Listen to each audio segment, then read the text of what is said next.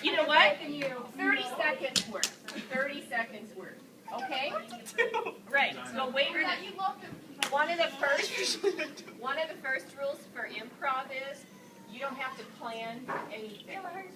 You just start with something and you react. And then you react to her. Etc. 30 seconds. Just give it a shot. Okay, go. Go.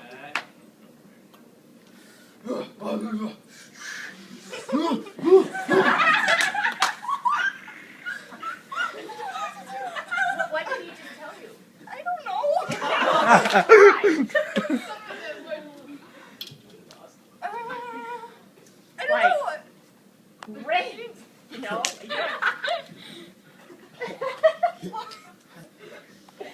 He just told you what he did on his hunt, so you react to it. Give him some feedback, like.